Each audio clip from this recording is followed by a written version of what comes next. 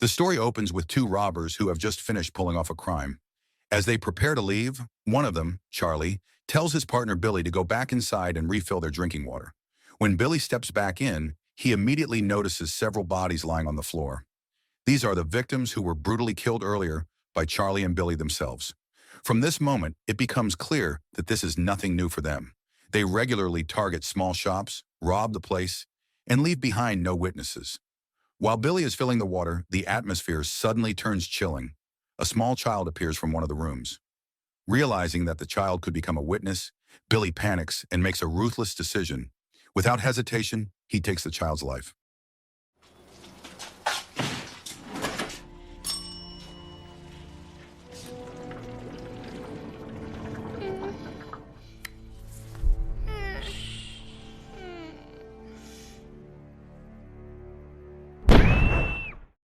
The story then shifts to introduce Tom, the owner of a modest coffee shop.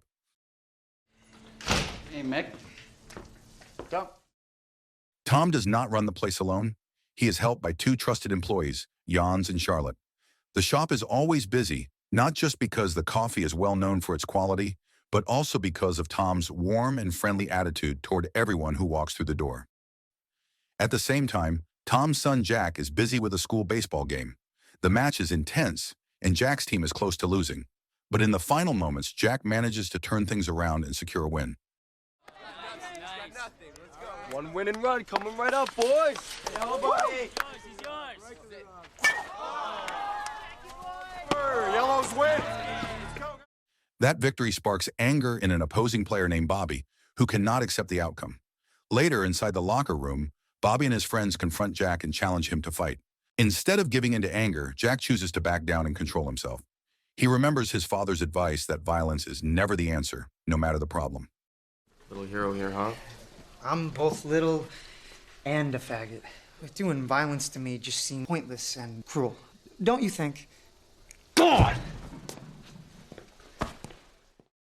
Back at the coffee shop that same night, Tom is suddenly visited by two late customers who turn out to be Charlie and Billy.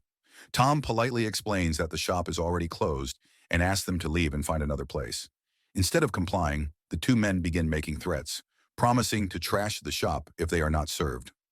Not wanting to cause trouble, Tom agrees to take their order. He does this purely to keep the remaining customers calm. Before serving them, he sends Jans and Charlotte home, hoping to end the night without any chaos. But as Charlotte is about to leave, Billy suddenly blocks her path and behaves aggressively. At the same time, Charlie pulls out a gun and points it at Tom, demanding all the money. The situation turns tense in an instant. Tom, however, is not easily intimidated. Within seconds, he reacts and fights back. Nice. We're close. I said, Coffee! You can go home now, Charlotte. I think you're gonna be sticky. Know that. Ah! Shut up, bitch! A violent struggle breaks out. And in the end, both robbers are taken down. Everyone who witnesses the incident is left in shock. No one ever expected that Tom was so skilled in combat and with weapons. From that moment on, nothing about Tom is what it seems. This is a history of violence. A few days later, Tom is seen lying in a hospital bed, recovering from injuries he suffered during the fight. While resting, he watches a news report about himself. The media describes him as the man who killed two notorious robbers who had long been on the police's wanted list. Almost overnight, Tom's name becomes widely known. Not long after, Tom's wife Helda arrives to pick him up and take him home. But the moment they step outside the hospital, a crowd is already waiting. People have gathered to show support and appreciation. To many of them, what Tom did that night turned him into a symbol of courage. Some even begin calling him a true American hero. After dealing with all the media attention, Tom spends time with Jack. His son cannot hide how proud he feels seeing his father praised everywhere as a viral hero. But in the middle of that warm moment, something feels off. A suspicious car slowly passes by their house, almost as if someone inside is carefully watching their every move. You're a hero, Dad. No, I'm not. Look at this, more reporters. A few days later, once Tom has recovered enough to return to work, he reopens his coffee shop. The moment he arrives, the place is instantly packed. The atmosphere quickly turns lively as customers keep coming nonstop. clearly drawn by Tom's sudden fame after the incident. With the crowd becoming overwhelming, Helda even takes time off from her bank job to help out behind the counter. In the middle of the rush, the mood suddenly shifts when three mysterious men approach Tom. Without hesitation, they call him by the name Joey Cusack. Yes, sir. Joey. Tom looks confused and firmly denies it, insisting that his name is not Joey Cusack. When he refuses to give them anything to work with, the three men eventually leave. We don't know each other. Come on, Joey, cut the crap. My name is Tom. If you're not going to order anything, my husband and I would appreciate it if you would be on your way. Oh, yeah.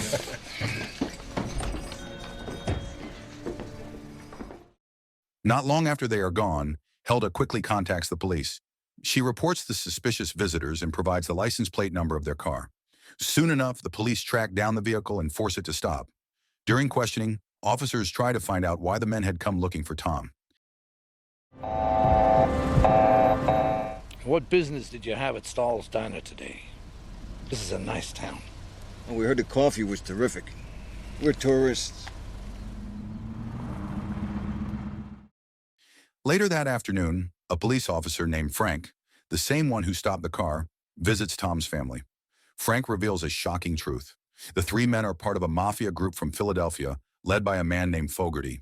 According to police records, the group is extremely violent and linked to at least 50 murders.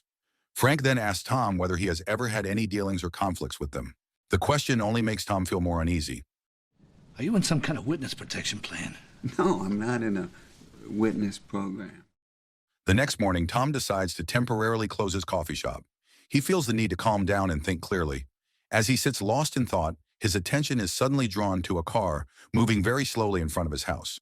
It looks exactly like the one he saw the night he returned from the hospital. In that moment, a sense of dread washes over him. Tom begins to suspect that Fogarty might be targeting him, and even worse, planning to go after his entire family. Acting quickly, Tom calls Helda and tells her to prepare the weapon he has been secretly keeping. It is a gun he saved for emergencies, just in case Fogarty ever came to their home. Hello? Shotgun, idiot. Get the shotgun. Tom.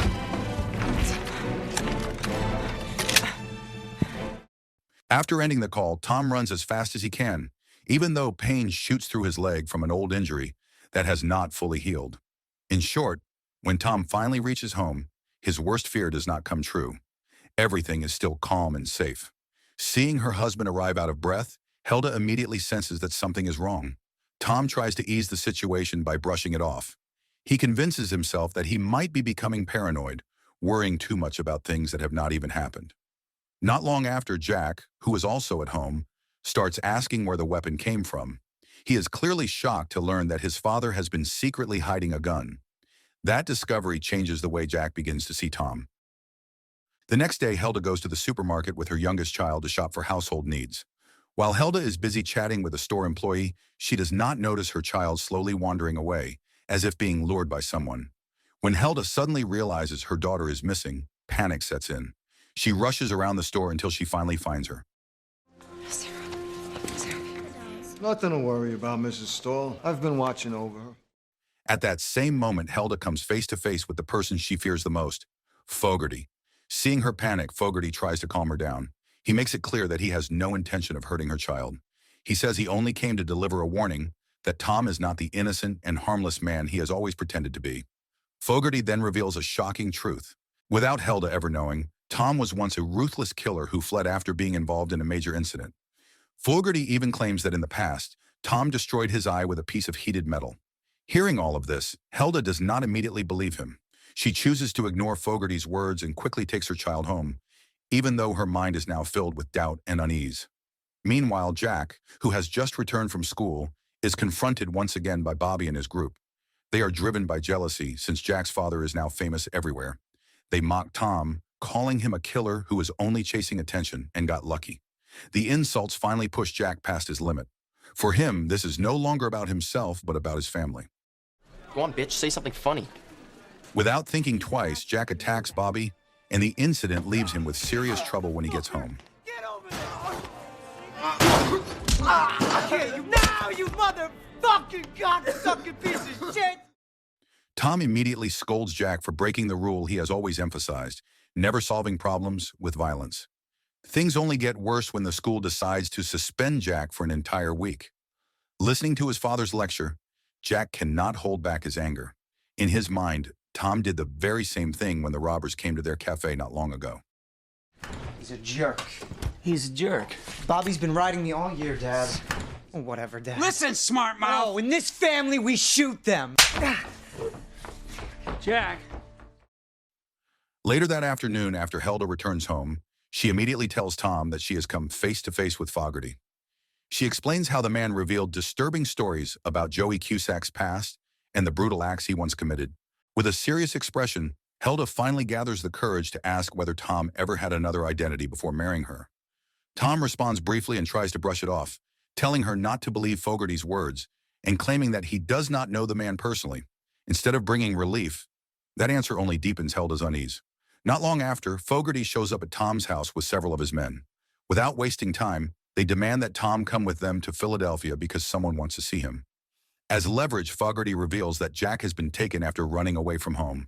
For the sake of his son's safety, Tom has no choice but to comply. However, once Tom makes sure his family is safe, he firmly states that he will not go to Philadelphia. That refusal pushes Fogarty to lose his patience.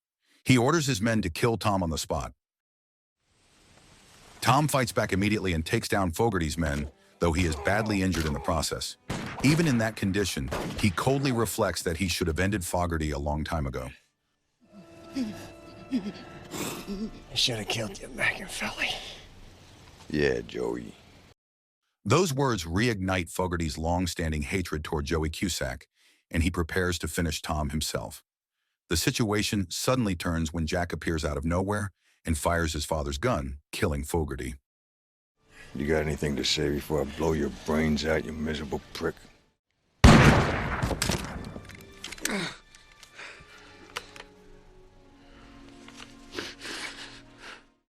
In short, as a result of the gunshot wounds and the violent confrontation, Tom once again ends up in the hospital.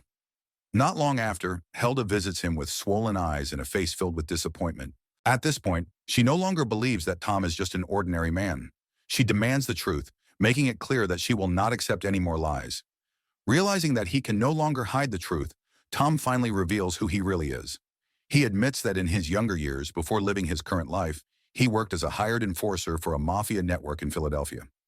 Because of his deadly reputation, he was once known as Joey Cusack, the mafia's most reliable right hand who never failed a mission.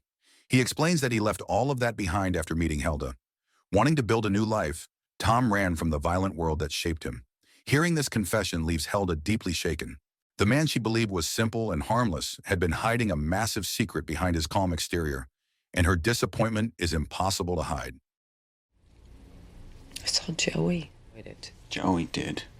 Tom Stahl didn't. Jesus Christ, my name. I wasn't really born again until I met you. A few days later, Tom is finally discharged from the hospital after being declared fully recovered. When he arrives home, Jack greets him with a cold and distant stare. Jack never imagined that the father he respected so deeply was once a professional killer. Around midday, Frank visits Tom's family and brings troubling news. Strong rumors are starting to spread, claiming that Tom is actually Joey Cusack, a legendary mafia enforcer. At first, Tom nearly admits the truth, but before he can go any further, Helda steps in. She firmly insists that her husband is not Joey Cusack and pleads with Frank not to make the situation worse. She explains that their family is already at its lowest point and cannot handle another crisis. From Helda's response, it becomes clear that she has forgiven Tom and chosen to accept his past, no matter how dark it may be. Later that night, Tom suddenly receives a call from an old acquaintance named Richie. Richie makes it clear that Tom must come to Philadelphia to settle unfinished business. If Tom continues to avoid him, Richie warns that Tom's family will pay the price. Unwilling to put the people he loves in danger, Tom finally decides to go to Philadelphia. After a long day of travel, Tom arrives at a bar where he meets Ruben, one of Richie's men. After a brief exchange, they head together to Richie's residence. Once there, Tom is taken straight into Richie's office. Can you believe that place is still standing, the track and turf? It's been a long, long time, Brohim. That is where Richie reveals his true intentions. He demands that Tom honor an old oath by wiping out a mafia group known as Oscar, Richie's longtime enemy who had always been beyond his reach. It turns out that in the past, Oscar's organization was a powerful force that oppressed many other groups, including the one led by Richie when Tom was still part of that violent world. Everything changed after Tom disappeared. Without him, Oscar's power slowly collapsed. Over the years, Richie managed to eliminate every remaining member of Oscar's group. Now he stands as the sole mafia boss controlling all of Philadelphia. But his vow to destroy everyone connected to Oscar does not stop there. Tom himself is included. Richie makes it clear that he cannot take back his oath, even though Tom is his own nephew. He also brings up another dark chapter from the past, when Tom once attacked Richie's headquarters, destroyed it, and escaped with all of Richie's money. Hearing all of this, Tom can only apologize and offer to repay everything he ever took. But his words do nothing to soften Richie. Coldly, Richie sticks to his decision and orders his men to execute Tom. You could die, Joey. Tell me what I gotta do to make things right. I'm here to make peace. I'm pretty pissed at you, Brian. Tom fights back, overpowering Richie's men and surviving the attack. Tom manages to make his way out of the room, but the fight is far from over. More of Richie's men are already waiting for him.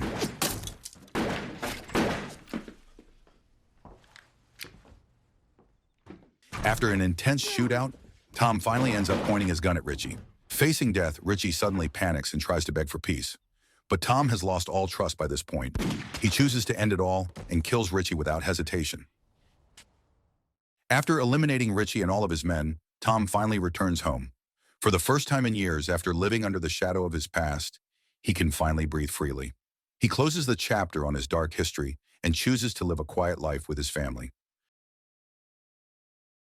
So the moral of the story is never trust a friendly coffee shop owner with a calm smile, because he might secretly be a retired mafia hitman who just wanted a quiet life and really good espresso.